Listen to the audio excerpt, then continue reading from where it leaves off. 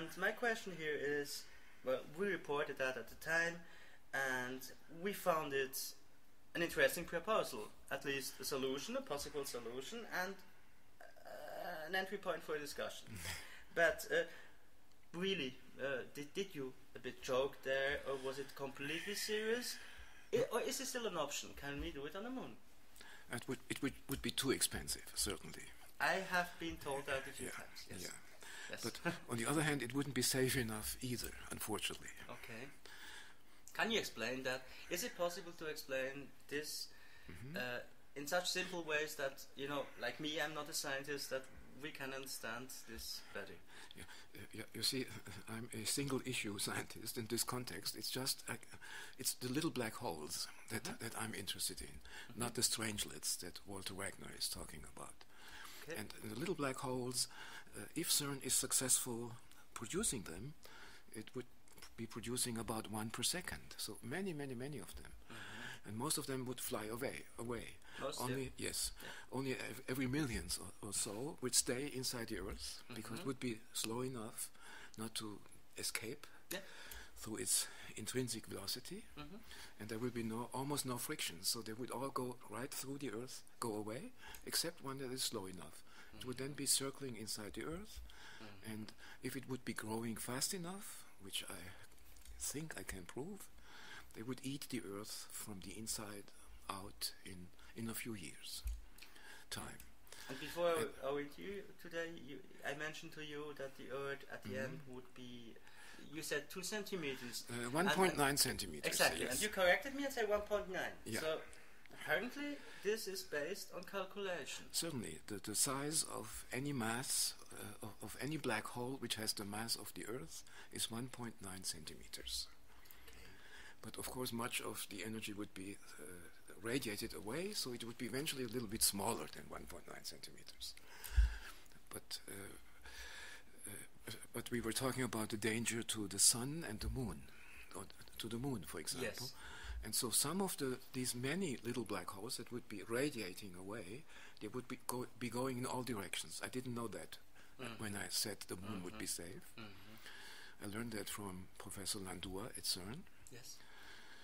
And therefore the moon, enough would hit the moon, and one might be slow enough to stay on the moon.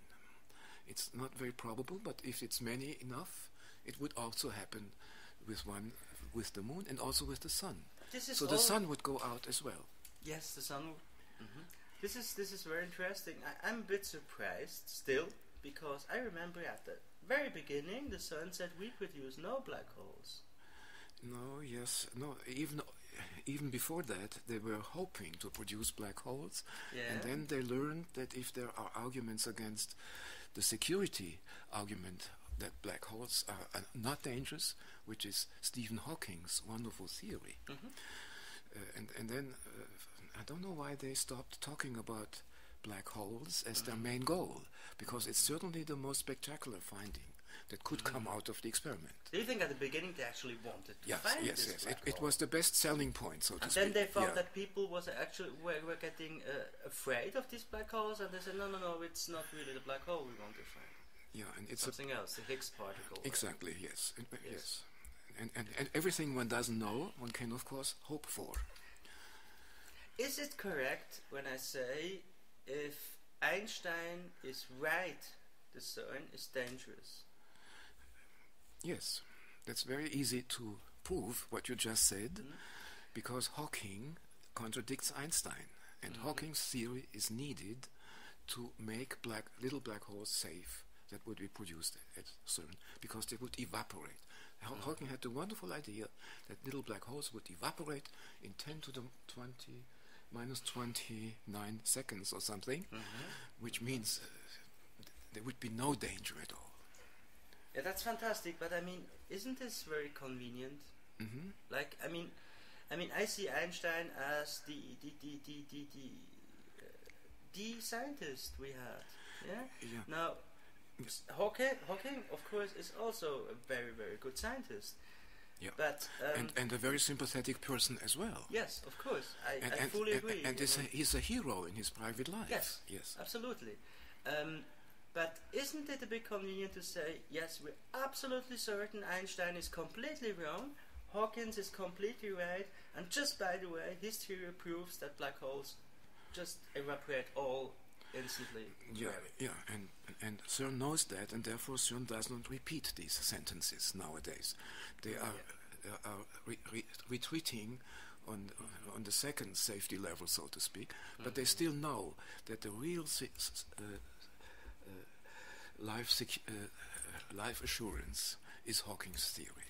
So I hear often from people who are, I mean, just talking, friends on the street, I hear, yeah, but maybe the CERN is dangerous, but we can't do anything against it.